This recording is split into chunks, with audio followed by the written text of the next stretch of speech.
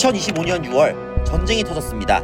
이스라엘이 이란 핵시설을 공습했고 중동 전체가 들끓기 시작했죠. 다들 말합니다. 이제 주식은 끝났다. 그런데 코스피는 오히려 올랐습니다. 금값은 최고치, 비트코인도 꿈틀댔죠. 전쟁이면 시장은 무너지는 거 아닌가요? 왜 이런 일이 벌어졌을까요? 그리고 지금 우리는 어떤 자산을 준비해야 할까요? 지금부터 그 흐름을 하나하나 분석해드립니다. 뉴스보다 빠르고 리포트보다 깊은 투자 인사이트, 지금 바로 시작합니다. 2025년 6월 중동에서 전쟁이 터졌습니다. 이스라엘이 이란의 핵시설을 정밀 타격했고, 이에 이란은 대규모 보복을 경고하며 전면전에 가까운 긴장 상태로 치달았습니다. 전 세계가 긴장했습니다. CNN, BBC, 알자지라까지 전쟁 특보는 끊임없이 이어졌고 국제사회는 촉각을 곤두세웠죠. 이런 상황에서 당연히 이제 주식은 끝났구나 하는 공포가 시장을 덮었습니다. 실제로도 2025년 6월 13일 코스피는 0.87% 급락했습니다. 미국 S&P 500도 장 초반 하락세로 출발했고 나스닥은 기술주 중심으로 1% 넘게 떨어졌습니다. 자, 그런데 이상한 일이 벌어집니다. 불과 3일 후 6월 16일 코스피는 1.36% 상승하며 반등했고 나스닥도 낙폭을 거의 회복했습니다. 이게 어떻게 가능한 걸까요?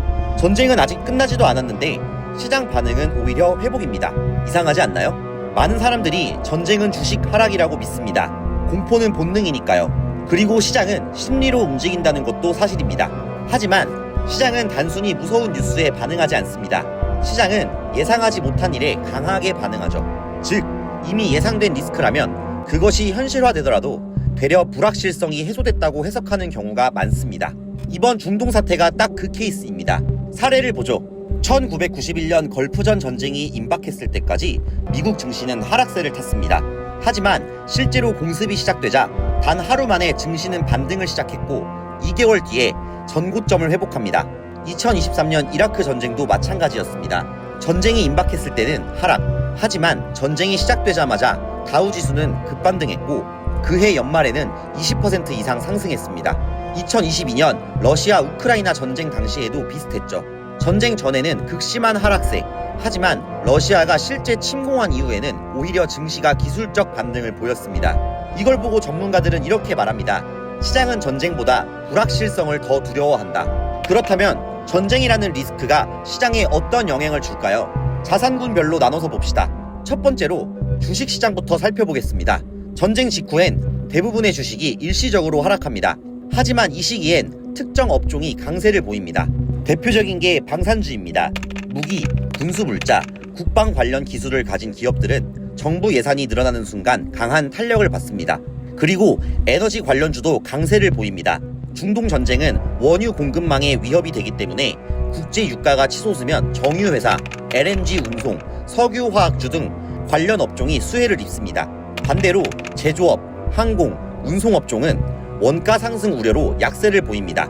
즉, 단순히 주식시장이 하락한다가 아니라 업종 간 쏠림 현상이 심화됩니다.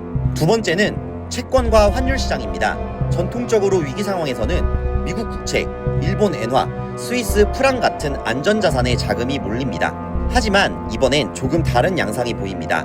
미국의 재정적자, 연준의 금리 정책 불확실성 등으로 미국 국채에 대한 신뢰 자체가 흔들리고 있는 상황입니다. 그래서 시장은 금, 은, 백금 등 대체 안전자산에 더 주목하고 있습니다. 이번 전쟁 직후 금값은 사상 최고치를 기록했고 은과 백금에도 대규모 자금이 유입되고 있죠. 환율 측면에서는 달러 강세 흐름이 일시적으로 나타났지만 이후 유로와 위안화 등 신흥통화의 회복도 빨라지고 있습니다. 시장 참여자들은 안전자산을 전통자산이 아니라 대체 자산에서 찾고 있는 중입니다. 원자재와 에너지 쪽도 한번 살펴보겠습니다.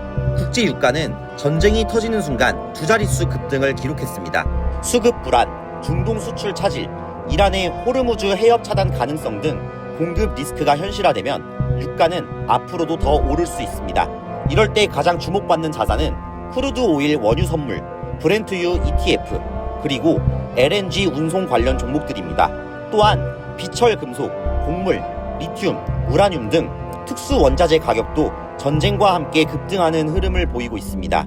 이처럼 원자재는 단기 반응이 빠르고 전쟁이 장기화될수록 인플레이션과 연결되기 때문에 중기적인 포지션을 가져갈 수 있는 유망 자산군입니다. 다음은 암호화폐입니다. 가장 극단적인 리스크 자산으로 꼽히는 암호화폐.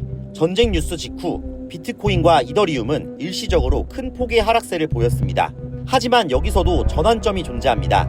전통 금융 시스템에 대한 불신이 커지면 탈중앙화된 대안으로서의 비트코인이 다시 주목받게 됩니다. 실제로 2023년 실리콘밸리 은행 파산 당시 비트코인은 20% 넘게 급등하며 디지털 골드로서의 역할을 다시 한번 입증했죠.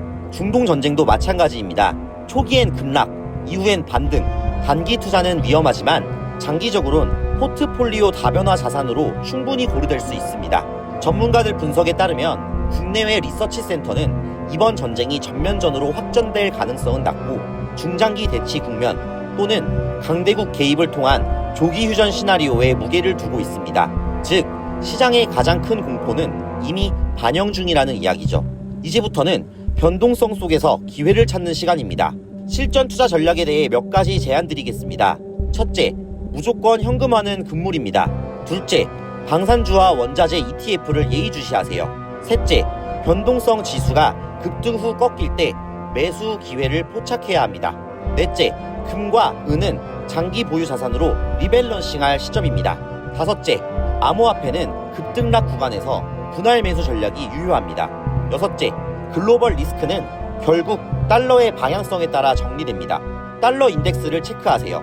정리하자면 전쟁은 시장에 충격을 주는 건 분명합니다. 하지만 시장은 단순히 뉴스에 반응하지 않습니다. 해석과 심리, 방향성에 반응합니다.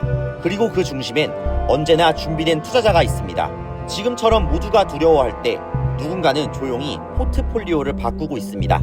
그게 누구냐? 바로 지금 이 영상을 끝까지 보고 있는 여러분입니다.